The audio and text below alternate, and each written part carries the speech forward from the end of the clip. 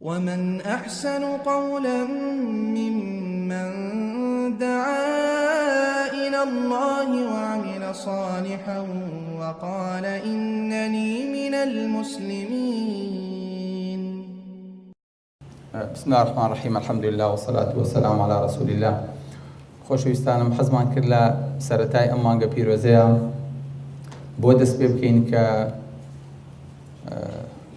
ئێمە لە مانگێکی گەورەیین و لەم مانگەیە ڕۆژوو نوێژ پێکەوە گرێ ئەدرێن بۆیە بە زەڕورمان زانی باسێکی نوێژ بکەین. داوای لێبوردنیشم نەکردن هەر لە بیدایەتەوە کە لەوە ئەچێ نوێژکم لای نەخۆشەکان بێ یان لای عەمەلیاتەکان بێ بە بۆنەی کە ئێستا عەمەلیاتم کردوون و بەجێم هێشتوون و هاتووم بۆ ئێرە.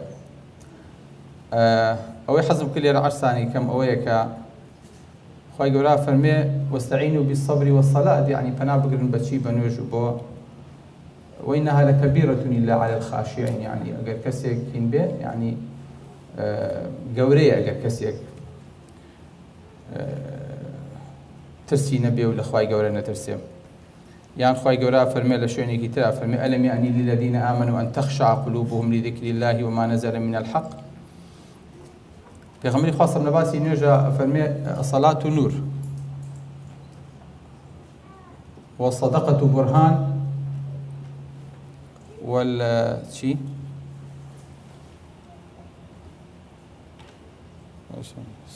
بەڵێ تقریبا يعني گرنگ ئەوەیە بە مجمەلی من حەزم کرد ئەوەتان عەرز کەم کە نوێژ شتێکی گەورەیە بەڕاستی، نوێژ شتێکی ضرورە ئینسان بیکە، ئینسان بیزانێ، ئەبێت یعنی ئینسان نوێژەکانی بکا لە کاتی خۆیان بیکا، بێ مناڵەکانمان فێرکەین نوێژەکان بکەن. بۆ بەرن تخوا ئەلو ئێستا لە محازەرەیان دوای نەخۆشەکان باشن؟ هینیان نییە؟ نزیفیان نییە؟ باشن؟ نانەخوا؟ دە باشیت. سەلام عەلیکم. بەڵێ خۆشەویستانم من ناتوانم زۆر لە خزمەتتانە بمێنمەوە، تەنها حەزم کرد وەکۆڵێ ئەو پەیامە بگەیەنین لەم مانگەیە کە نوێژ یعنی ئەویش وەکو جۆرێک لە ضرورەت وایە کە ئینسان ئاگای لێ بێ و دەست بە نوێژەکانیەوە بیگرێ و بەتایبەتی ئینشاڵڵا تەراویح و ئەو شتانە دایمە پێیەکتان لە مزگەوت بێ پێیەکتان لە ماڵەوە بەتایبەتی لەم مانگە پیرۆزەیە. جاگەر خۆشکە برایەکیش پرسیارێکی هەبێ لە خزمەتیانەی من لەوە ناچێ بتوانم زۆر چکە بەڕاستی ئیشی گرنگم هەیە و مواعیدی مهمیشم بەجێ هێشتووە، لەبەرەوە حەزم کرد وەکۆڵێ چەند کەلیمەیەکتان عەرز بکەم ئەگەر پرسیارێک شتێکتان هەبێ لە خزمەتتانە. السلام عليكم ورحمة الله وبركاته.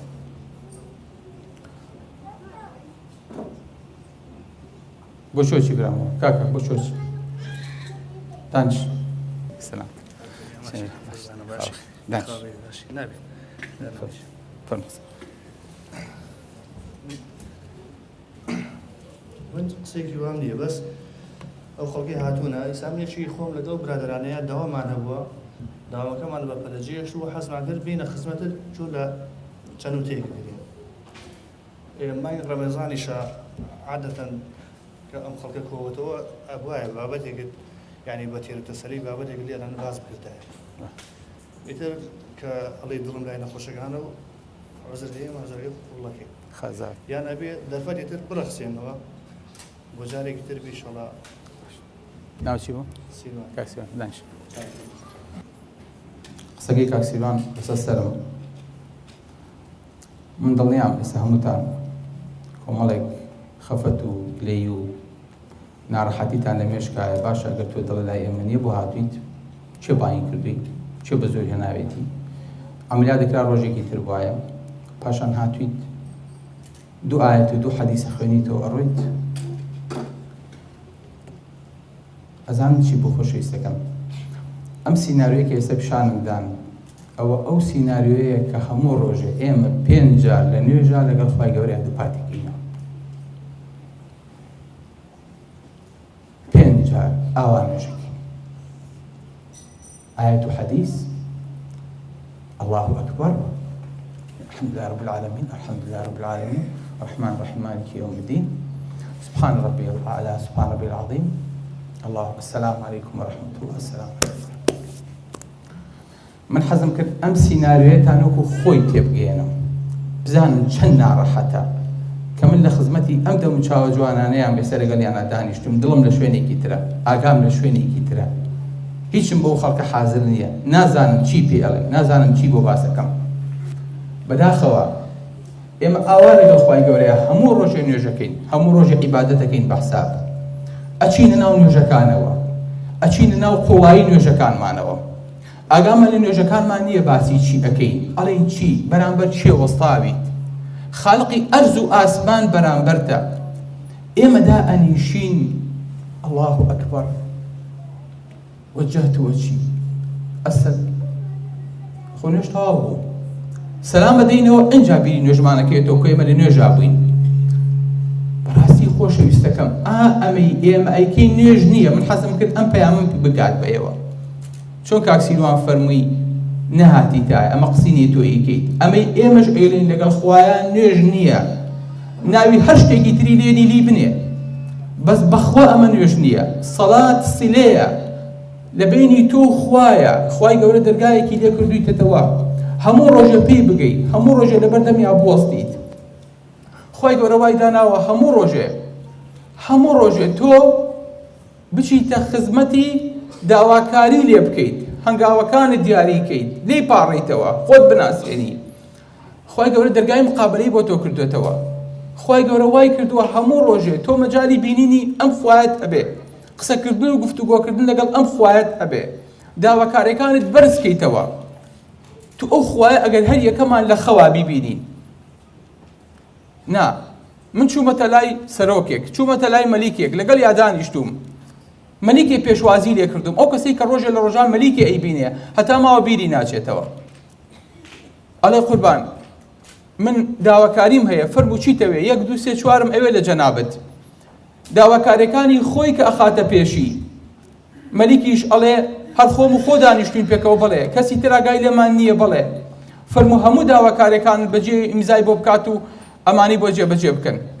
کابرا کە خەبەری بێتەوە کەسێکەوە خەوت بوو مەلیکی چی و شتی چی و ئەم بیری کردەوە خانی بۆ ئەکڕێ و قەسری بۆ ئەکڕێ و پلە و پۆستی ئەدرێتێ و سیارەی بە هەدیە ئەدرێتێ و هەموو شتێکی بۆ ئەکرێ کەچی ساکەن دەرکە و هەمووی خەوە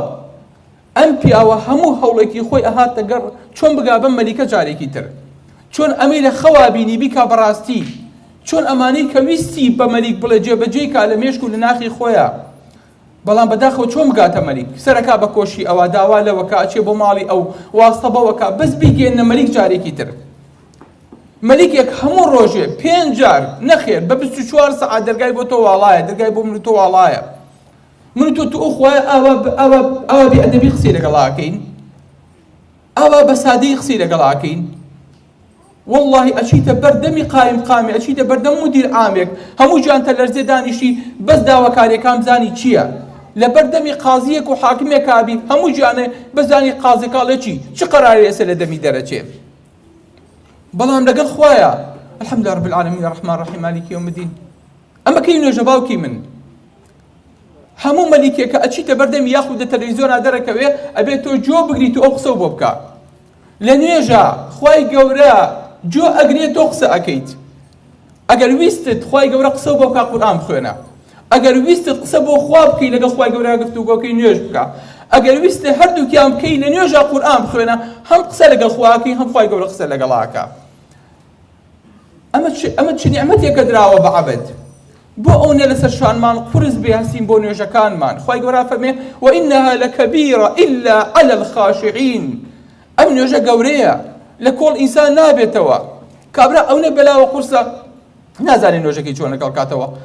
دەباشەوە الحەمدار شەوێکی تەراویحمان ڕۆی ڕۆژێکی ڕەمەزانمان بەڕێ کرد قورسە لەسەر شانی خوای گەورە خۆیە فەرمێ وئینەها لەکەبیرە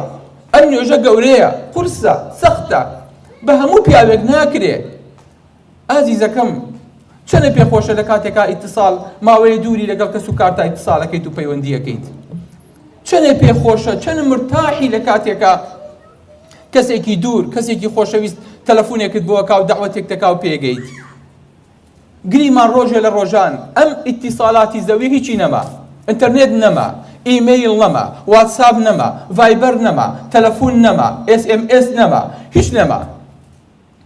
تەلەفۆن هەموو شەبەکات قەپات بوو چەند شپرزە ئەبین بۆ هەواڵی یەکتری دنیا چ فەوزایەکی تێکەوێ ئەگەر دنیا ئاوای لێ هات ئەگەر بێنێ بەرچاوی خۆت لە یەک ڕۆژە شەبەکاتی ئیتیساڵات نەما فەوری ئیتیساڵات نەما هەمووی تەلەفۆن هەڵەگرێ ئیش ناکا هەمووی ئێوە ئیمێڵە بنێرێ ناڕوە خەد نییە ئەزان چیمان لێ دێ ئەکەوینە فەوزا و بەلبەلەوە بیرتان کردوێتەوە ڕۆژە لە ڕۆژان ئەگەر ئیتیساڵمان لەگەڵ ئاسمانە بشڕا چیمان لێ دێ ئیتیساڵمان لەگەڵ خوای گەورەیان نەما چیمان لێ دێ ئەم خوایە عەزیمە خۆشەویستەکەم بەڕاستی ئەمە ئێمە ئەیکەین ئەمە قیمەتی باوکتی نییە کە لەگەڵ یا دانیشتویت نە قیمەتی خوایەک ئەخ بە چ ڕوویەکە ئێمە دانیشین ئەڵێین التەحیات لله الصلوات الطیبات ئەمە کەی ڕووی تەحیاتە ئەمە کەی کاتی تەحیاتە سەلامی چی لە خواکەیت ئەبێ کاتێ سەلام لە خواکەی وا بزانی لە بەردەمی خوای گەورەیە وەکو عەبدێکی زەلویل بە چۆکا کەوتویت اینجا ئەڵێی التەحیات لله حاتەمی ئەسەم وتیان حاتەم تۆ چۆن نوێژەکەیت فەرمووی من لە کاتێکا نوێژەکەم سیرات ئەخەمە ژێر پێمەوە یعنی وا ئەزهەنم لەسەر سیراتم وەسداوم کەعبە خەمە بەردەم سەیرێکم ئاوا سیرات لەژێر پێمایە بەسەر یاپەڕمەوە کەعبە لە بەردەم مایە سەیرێکم ڕووی بتێکردۆکو قیبلە لای ڕاستمەوە باشت هەیە ئەیبینم تیلی چاوم ماوەتێ لای چەپمەوە جەهەنم هەیە لە پشتمەوە مەلەکل مەوت وەستاوە لە ژوور سەرمەوە ئاوا حازرە بە دیارمەوە پێغەمبەری خوا صلی الله علیه و سلم سەی نوێژەکەمەکە نوێژەکەم هەڵەسەنگێنێ هەموو کەلیمەیەک ئەیڵێم ئاگام لە خۆمە چی ئەڵێم هەوڵەدەم بە ئیخلاص و بە پاکی بۆ خوای گەورە نوێژەکەم بکەم ئەزانم خوای گەورە ئەم نوێژەمیان لەسەر ئەنووسیان بۆ ئەنووسیان لەسەر ئەنووسێ ئەنجا ترسم ئەوەی هەیە کەلێم وەرنەگیرێ الله حاتەمی ئەسەم ئەفەرمێت ترسم هەیە ئەم نوێژەم لێ وەرنەگیرێ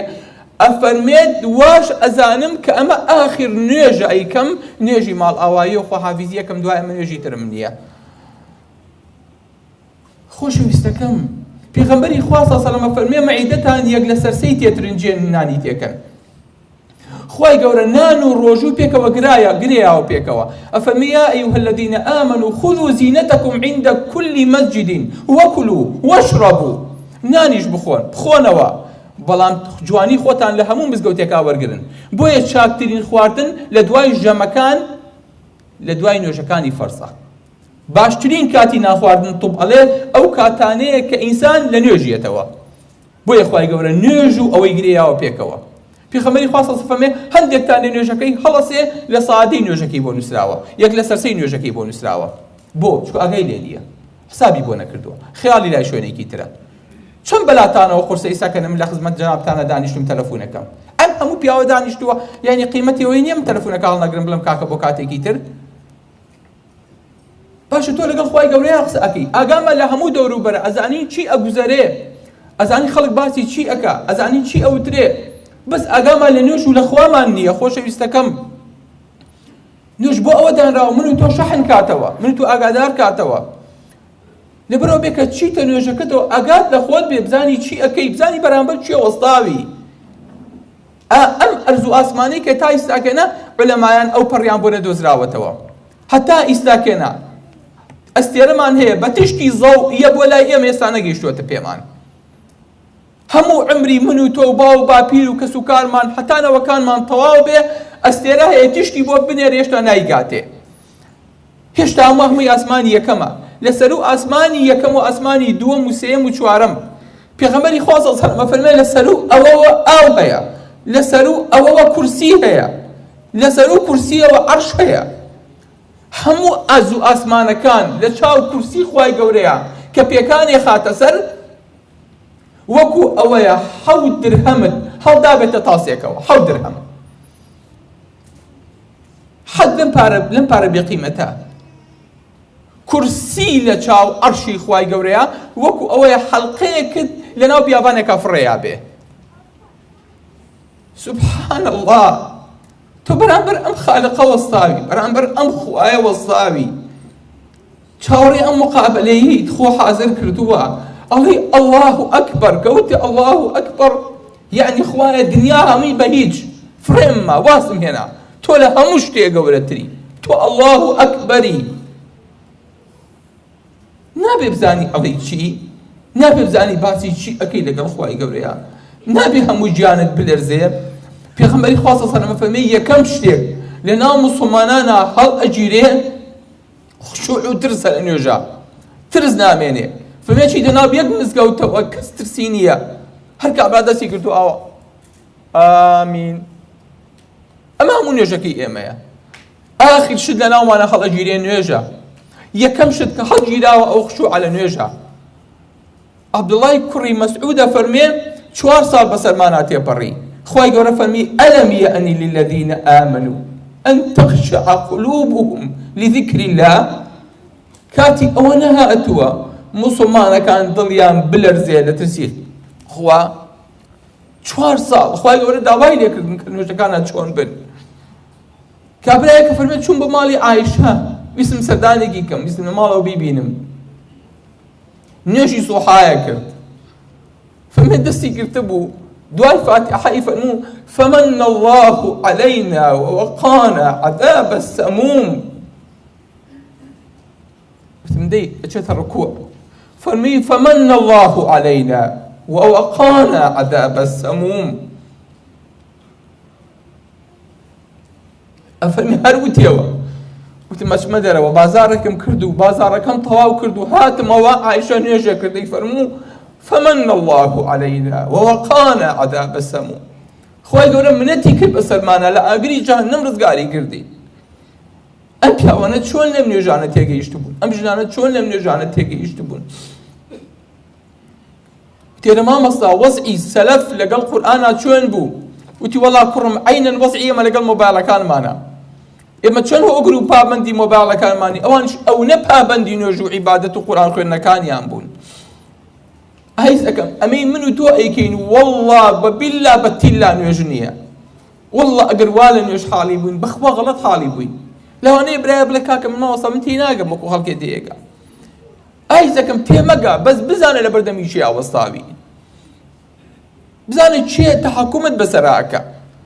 وەڵڵا خوایە نەبێ سۆدیۆم و کالیسیۆمەکەی و پۆتاسیۆمەکە و کلۆرەکەی لەشت بۆ ڕێخا، وەڵڵا بە هەرچی دکتۆری دنیای ڕاست نابیتەوە، بەخوا لە ئەرزەکە ڕاست نابیتەوە. وەڵڵا دەقەیە ژیانی من و تۆ ناڕوە، من و تۆ بەخوا ئەچین بەڕێوە، بە نیعمەتێکی خوایی ئەچین بەڕێوە. مەفروزە هەموو گیانمان بلەرزێ کە ئەچینە بەردەستی خوای گەورە. ئیمامی عەلی کە ئەچۆ نوێژ هەموو گیانی لەرزا، ئەیان فەرموو بۆچی ئەلەرزی؟ ئەی فەرموو ئەزانم بۆ لای چی ئەچم لە بەردەمی چی ئاوەستم؟ ئەزانن بەس ئەمەمان تیابێ کافیە لە ئێمەیە. زۆر بەداخەوە ئایز دەکەم، یعنی ئێمە لە مۆزوعی نوێژە کە ئەچینە نوێژەوە، کە ئەچینە تەراویحەوە 5 فەرز، ئەم 5 فەرزەدانراوە بۆ نیعمەتێ بۆ من و تۆ کە من 5 جار لە دەرگای خوای گەورە بم بڵێم ئیشم هەیە، بڵێم فەرموو چێ بەس خۆم بۆ خۆت خوای بەسەر چاو، بەس خۆم بۆ خۆت. ئەن لەمە زیاترە تۆ چی بکە خوای گەورە لێت؟ پێغەمبەرێکی بۆ ئاسمان بەرز کردەوە لە میعراجە، ئێستا تۆ لە ئەرزا میعراجەکەی بەرزە بیتەوە، ڕۆحە بەرزە بێتەوە، ئەتوێ بەرز بیتەوە، ئەتوێ گەورە بی، دەی فەرموو حەیە عەلە الصەلا، فەرموو وەرن بۆ نوێژ، نا حەیە عەلە الفەلاح، فەرموو ڕاکەن بۆ نوێژ، ڕاکەن بۆ سەربەرزی، ڕاکەن بۆ سەرکەوتن. سەرکەوتن لەمەدایە ئاتیزەکەم، لە مەتارەکانە بینیوتانە کاتێک کە خەڵکە چێ بۆ مەتار، بینیوتانە لە مەتارە ئەڵێ النداء الثاني، النداء الثاني بانگەوازی دووەم، تیارەی ڕقم ئەونا کە ئەچێ بۆ سلێمانی ئەفڕێ، هەر کەسێک سەرنشینی ئەو تیارەیە بە زووترین بکات بگاتە بەوابە و بگاتە گەیتی خۆی ئەژنا بەجێڵێ. حەی عەلە الفەلاح، ڕاکەن بۆ نوێژ، ڕاکەن فریای تیارەکە کۆن بەرز ببنەوە، ناچن بۆ معراج بەرز نابنەوە بەلای خوا فەرموودە سەرکەون ندائی دووەم حەیە عەلە الفەلاح بانگتان ناکەمەوە ڕاکەن فریاکەون بەجێتان هێڵێ جەماعەتەکە بەجێتان هێڵێ نوێژەکە بەجێتان هێڵێ دوایی کە قامەت دەکرێ ئینجا ئەڵێ حەیە عەلە الصەلاة حەیە عەلە الفەلاح النداء الأخير تاو بانگەوازی ئەخیر بۆ سەرنشینان بۆ ئەوانەی کە یانی نوێژ بکەن ئەمە نوێژ خۆشەویستەکەم خۆی گەورە فەرمێ قەد ئەفلەح المؤمنون چێ سەرفراز بوو خۆی گەورە فەرمێ حەیە عەلە الفەلاح وەرە بۆ سەرفرازی و سەرکەوتووی جا فەرمێ قەد ئەفلەح المؤمنون مسلمانەکان سەرکەوتوو بوون مسلمانەکان سەرکەوتون کام مسلمانانە الذين هم في صلاتهم خاشعون الله ئەو مسلمانانەی کە لە نوێژەکانیان ناخشوعیان هەیە مێشکی ئەڕوا و خەیاڵات ئەیباتەوە ئەیهێنێتەوە تایم ئەڕوا و یێتەوە ئەڕوا و یێتەوە زەرخەت ئاڵەن شەبەکەی زەعیفە ئەمە ئەو مسلمانەیە کە ئێمە ئەمانەوێت لە تایمەکەیە بوەستێ بڵێ وەڵا شەبەکەم فولە لە کاتێک چۆن نوێژەوە بزانێت چی ئەکا بزانێت چی ئەڵێ بزانێت چۆن وەستاوە الحمد لله رب العالمين الله الرحمن الرحيم مالك چەند خۆشە کەلیماتەکان دانە بەدانە لەگەڵ یابی اهدنا الصراط المستقيم صراطی کامانە صراط الذين أنعمت عليهم دوای تەنوێ ئێکی پێداوی نوێژ نایڵێ هەروە بەسەرتەوە بچێ ناوێ هەروە بڕۆیت فاتحە بخوێنە هەموو ڕۆژێ دوای سوورەتێکی تر بەدڵی خۆت کە دڵە ئەیگرێ ئەوە بخوێنە بە پیوە بۆستە دابەزە سوجدە بەرە ڕکوع بەرە سەلام بەرە تەحیات بخوێنە خۆشەویستەکەم هیچ ئومەتێک نەبووە لەسەر زەویە هەتا ئیستاکەنش هیچ ئومەتێک نییە نوێژی نەبێ هەرچی ئومەتەکانە نوێژیان هەیە بۆیە پێغەمبەری خوا صلی الله علیه و سلم فەرمێ من صام رمضان إيمانا واحتسابا غفر له ما تقدم من ذنبه چۆن بە ڕۆژوو ئەبیت ئەبێ ئاوانێش بی ئەکرێ من بە ڕۆژوو بم لە بەیانیەوە هەتا ئێوارە ئاگام لە خۆم نەبێ و مەشغوڵ بووم و بخەوم و ئێوارە هەستم ئەو بانگی فەرموو ئەرە وەڵا الحەمدولله ڕۆژەکە بشکێن ڕۆژەکە قبوڵیان نا قبوڵیان نا قبوڵ ئەکرێ لەژێر بەنجا بیت لە بەیانیەوە هەتا وەکو ئێوارە ئاگاو لە خۆن نەبێ ئێوارە بە ڕۆژوو بی بە شەرتێ مغەزی و نێنێ بە ڕۆژوی تۆ بە شەرتێ نێتێ نابی کاتە ڕۆژەکە قبوڵە بێ ئاگاش بێر قبوڵە بەڵام نوێژەکەت بێ ئاگابوونی قبوڵ نییە کاتان لێ بەقەدەر ئەو نەو بۆ ئەنووسرێ لە نوێژەکەیە کەلەی بە ئاگا بوویت شام لە تەکان بە تەڵبەکانی ئێمە ئێستا قبوڵەکە سی بینێ لە سەد کامی قبوڵەکە چلی بینی پەنجای بینی قبوڵ نییە ئەلە ماوەسا من دەرناچم نوێژەکانی ئێمە بەشی دەرچوونمان ناکە حەزەکەم بزانین نوێژەکانی ئێمە نوێژی غەفڵەیە نوێژی بێئاگاییە ئەلو چاکی باشی الحەمدولله سەلام بخۆ ماڵم ناچۆن شکر باش لەخوا بزێ الحەمدولله ئێوە چۆن خوا باشن شکر الحەمد ئەی سەحەتە باشن شکر تا دروستی لەخوا بزێ باش الحەمدولله ئەی تخوا چۆنی تخوا ئەی سەحەتە چۆنیت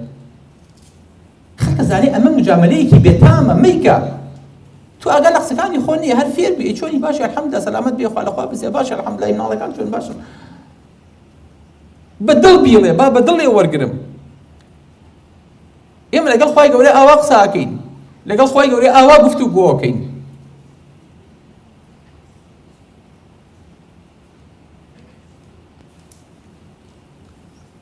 ئەبوو عەبدوڵڵای بەناچیە فەرمێ جارێکیان چین بۆ سیریەک بۆ دەرەوە بۆ جیهاد فەرمێ لە ڕێگا نوێژمان نەکرد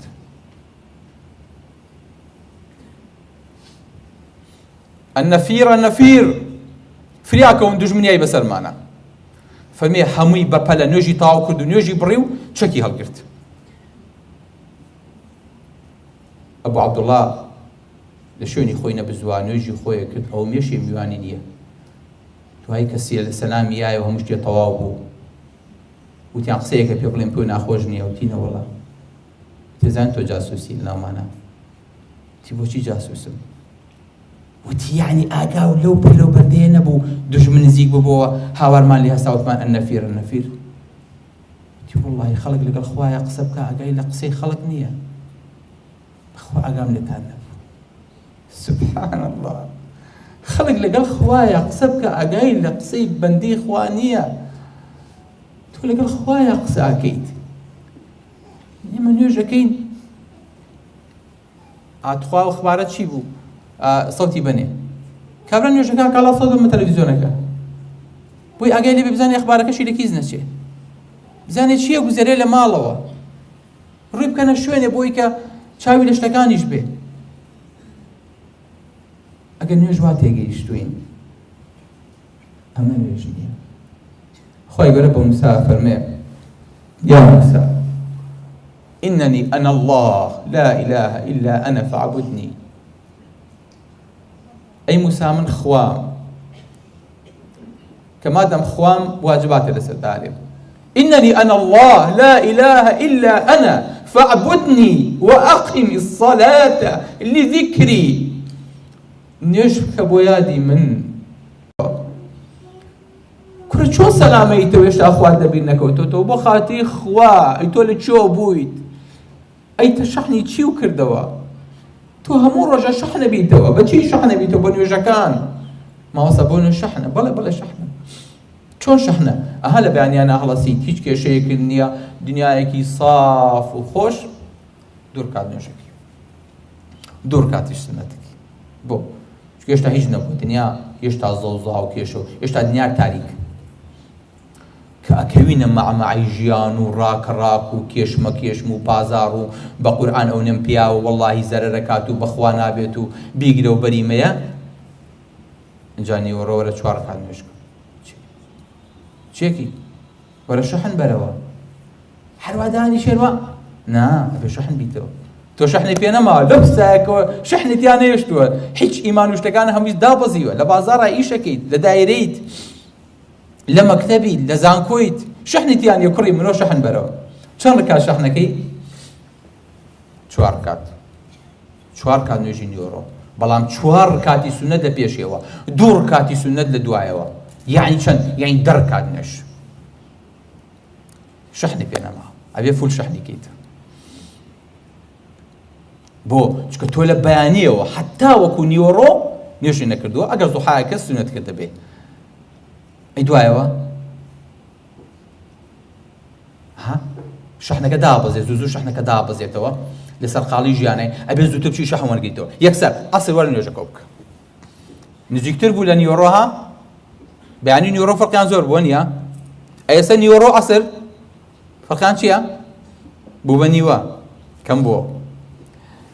ئەنجا ئەسریش بۆ شوێ دەرەچی وەرە کەی مەغریبە تاو وەرە نوێژێکی تر کە وەرە شەحن بەرەوە شەیتان خولیاتەیە ئاگات لە خۆت بێ باوکی من کاتەکەی چەندە کاتەکەی 2 سەعات بوو بەینی ئەسری و مەغریب 2 سەعات و نیو بوو نوێژی مەغریبم کرد ئەلحەمدوللیلا تەواو نەکۆم بۆ نوێژەکان ئیتر نوێژی تر ناکەم نا 1 سەعاتی تر وەرە نوێژی عیشا بکە ئەیکەی ئیسراحەتەکەم چۆ بخەوە دوای پێوتێ نوێژی خەوتن یعنی دوای نوێژەکە کرد بڕۆ بخاوە بەس دوای هەستە بۆ شۆ نوێژەکان لێ بێ چکە تیا ئەچیت ئەم نوێژانە شەحن ئەم نوێژانە دانراوە بۆ من و تۆ ڕەسیدە ڕایەکێشیت پێت نامێنێ سێری لە بەیانیەوە بە خاوی ئەیگرێ ئێوارە چەند پەلەپەلەکە بینی مەغریب و عیشا وای لێ دێ 1 سەعاتی فەرقە 1 سەعات و 10 دقەی فەرقە بۆ ئەوەی کاسکی ئەم نوێژە زۆر گەورەیە وإنها لكبيرة إلا على الخاشعين والله خۆشەویستەکەم ئەم نوێژانە بەدڵێکی خۆشەوە نەکەین بە ڕۆحیەتێکی سابتەوە نەکەین وەکو تابعین نەیکەین حەبیبە فەرمێ حەبیبی کوڕی ئەبی ثابت فەرمێ کە نوێژێ کرد ڕەفیقەکانی ئەڵێ سەیدمانە کرد واللهی وامانەزانی مردووە ناجۆڵایەوە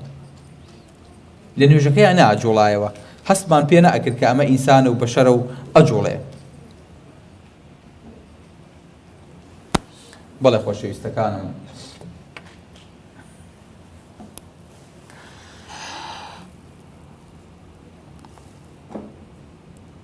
رب صائم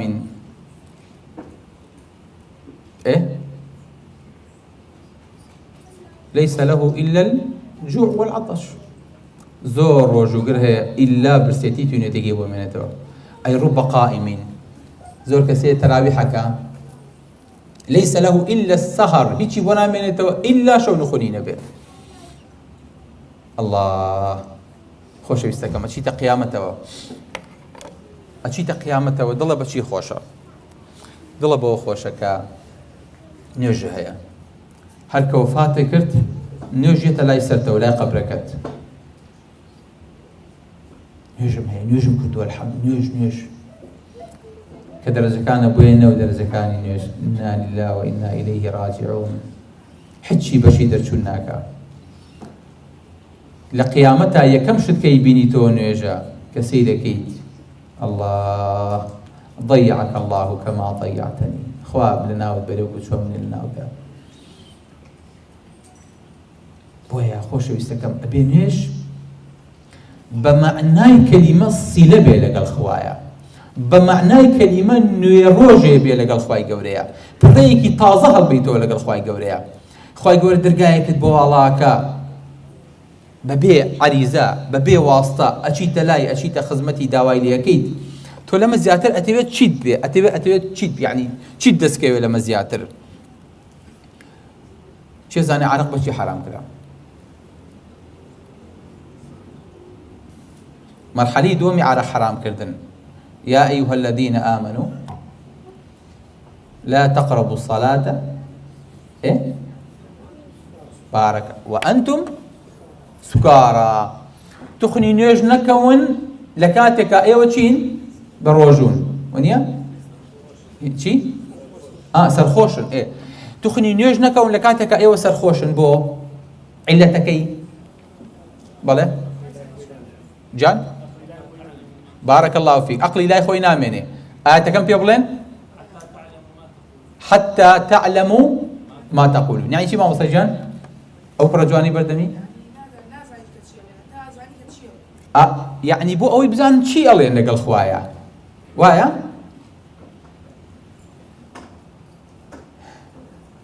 يعني عراق لمرحلة دوميا بويا حرام كراوا بو أوي كبزانين شيء الله إنك الخوايا جوريا جولا خوهم كاسة بيوم ما سرخوشي أنا والله ببي عراق حمي سرخوشة حكي نازني بس شيء كارك الخوايا شيء الله خوي برافع عراق تان نسر حرام كراوا بو أوي كبزان شيء ألين لك الخوايا أفرمي شيء بيغمبري خاصة أفرمي إذا نعس أحدكم في الصلاة فلينم حتى يعلم ما يقول أو كما قال صلى الله عليه وسلم أفرمي أقريك يكتان نيوجيكر شو نيوجيكر شاوي خوالوبو بيتاقدبو خو أي بردوا باتشي بكا بخويان نيوش بكا كامل خير ترى نيوجيان خو نيوش خيريان أو شيء بجوانا نيوش خيريان خو أي ما وصلنا فرمي الصلاة خير من النوم كامل خيره نيوش خيريان خو يكي استجاب باتو أسب بله آفرين حاجي جان دم خوش لو يا خو بو چکتو خو او باتوا اگاد نيوجكد نيه مالي 12 ركعتم كردو 24 كرد شو بخو چکا من نيوج نيتو يكي بخو اگر تو اني هستر كواتا حكمتي نيج بو باقابون لنيج نك هروتنوي ماده كان بابا جوانك تو نيوج زاني ازاي نيوج بوبلي علي سيادي بزانو أمين أزاني خزجي ما جو كتونا ما زاني هاي إما مشكلة أي زانين بس نازانين شون أيلين نازانين شون بيادة كين نازانين شون براورد كين نازانين شون تسليم إخوائي جوري كين آخر خوش ويستكم أما تو تسليم إخوائي كي أما هرواء بأساني قبولية كسياساتي لبر بيع سري تسليمي دانا به أبد مالك رقابي قردني تسليمي شاهانا تو تازل قردني خو سري خو تسليمي خوا كردوا قلوبا دو غلامو خادمو درقاني بردرقاي نەجاشی و توبع و هێرقل عەزیزی میسر و خاقانە کەسێ جێ هەڵتروشکانێکی لەو بەرقا پێدەستکە و بە عاری دێ بڵێ ئەم جێیە وەک تەختی سولەیمانە. الله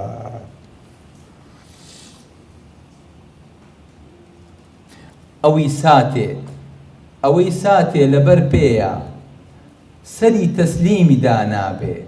ئەبەد مالیک ڕقابی گردنی تەسلیمی شاهانە. تۆ تازە سەر خستۆتە قاسەوە تەسلیمی خوات کردووە خەمت نەبێ نوێژی بانی بە جەماعەت کرد بڵێ فەهوە فی ذمەة الله پێغەمبەری خوا صلی الله علیه و سلم فەرموویە تازە لە زیمەی خوای هیچ بۆ نابێ مەترسە تەسلیمی خوا بووی سەرێ دانا لە بەرقاپێکەیە سەرێ دانا لە بەردەمیە. اینجا فەرمێ چی قوڵ و بەندە و غولام و خادمی دەرگانی بەردەرگای نەجاشی و توبع و هێرقل عەزیزی میسر و خاقانە ئەوەی جێ هەڵتروشکانێکی لەو بەرقا پێدەستکە و الله زان جێ هەڵتروشکان چۆنە؟ ئینسان جی نابێتەوە چێتە شوێنێکەوە ئەوە جی خۆی کوشکە ئەکا خۆی ئەتروشکێنێ بەس بۆی جی بێتەوە لە سووجێکا لە کونجێکا فەرمێ ئەوی جێ هەڵتروشکانێکی لەو بەرقا پێدەستکە و بە عاری دێ بڵێن ئەم جێیە وەک تەختی سولەیمانە. ئەوی کونجێکی مزگەوت و تەراویحی دەستکەوت یەکێ بڵێ ماشەڵڵا لەو شوێنەی کە لێی دانیشیت و ترنجاوی تایە و خۆ کوشکە کردوتیایە بەخوا ئەڵێ عەرشەکەی سولەیمانت هەیە بە عاری دێ بڵێن ئەم تەختە وەک تەختی سولەیمانە. پێی عەیبە پێی بڵێن تۆ لەسەر عەرشی سولەیمان دانیشتوی کە ئەو هەموو شتەی لەبەردەسا بووە تۆ لە بەردەمی خوایە دانیشتیت. بۆیە خۆشەویستەکەم پیاوی چابن دەستی من و دامێنی ئێوە خوای گەورە فەرمێ یا ئەیها الذین آمنوا استعینوا بالصبر والچی إذا فزعه شيء أفزع إلى الصلاة. ئەگەر پێغەمبەری خوا صلی الله علیه و سلم شتێکی بۆ بهاتایە پەنایە برد بە نوێژ ڕایە کرد بۆ نوێژ بۆیە ئەو نەدڵی بە نوێژ خۆش بوو ئەی فەرموو ئەریحنا بها یا بلال. الله يا ليتني كنت معكم فأفوز فوزا عظيما. أي فرمو أي بلال بنيش دلمان خوشك لكل ما المكرو أي بلال بنيش دلكان ما خوشك آسو دمك يعني صحابك لنواجهات ندروا إنساني تربون بياوي تربون إيماني تربون بويا هستيان بكات نأكل لنواجه پیاوێکە لەگەڵ سوفیانی سەوریان نوێژم کرد چوون بۆ حەج دوای نوێژی مەغریب سەرێکی خستە سوزدە هەتا بانگی عیشایدا بەرزی نەکردەوە. هەموو چێژێ بووم پیاوانە لە نوێژ کردویانە چ نیعمەتێ بۆ پێغەمبەری خوا صلی الله علیه و سلم فەرمێ أحبب إلي من دنياكم الطيب والنساء وجعلت قرة عيني في الصلاة. بالبلەی چاوم کراوەتە نوێژەوە بیلبیلەی چاوی ئێمە مناڵەکانمانن بەڵام پێغەمبەری خوا صلی الله علیه و سلم فەرمێ بیلبیلەی چاوی ئێمە نوێژەکانمان. بەس توخوا من تەکلیفێکم هەیە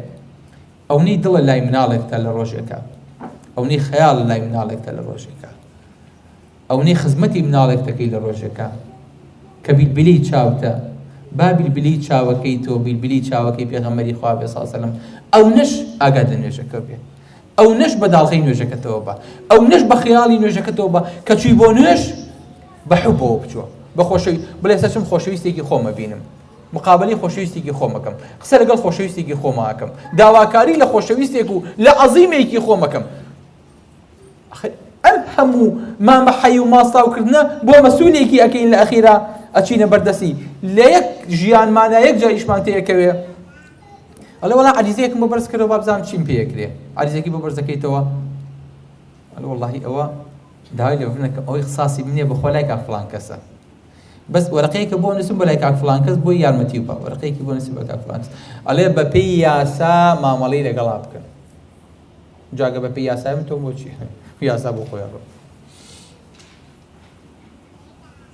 داوا لە خواکەیت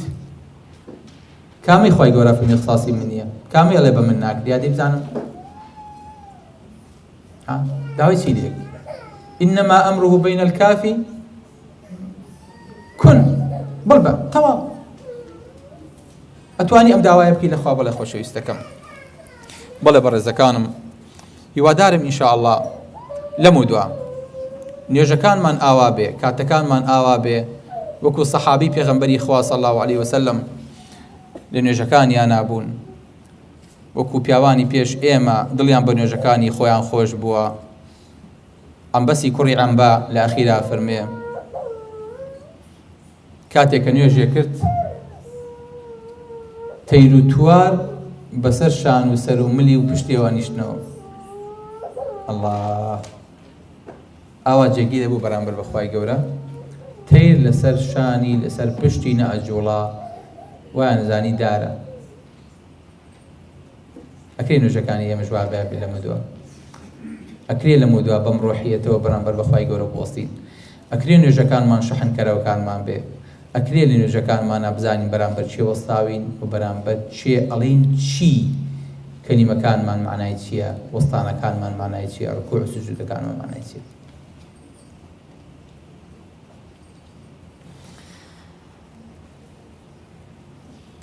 لە ئەخیرا خۆشەویستەکانم هیچ ناڵێم، قسە بۆ ئێوە بەجێڵم. چەند کەس پێی وایە تا ئێستا حەقی نوێژمان نەداوە؟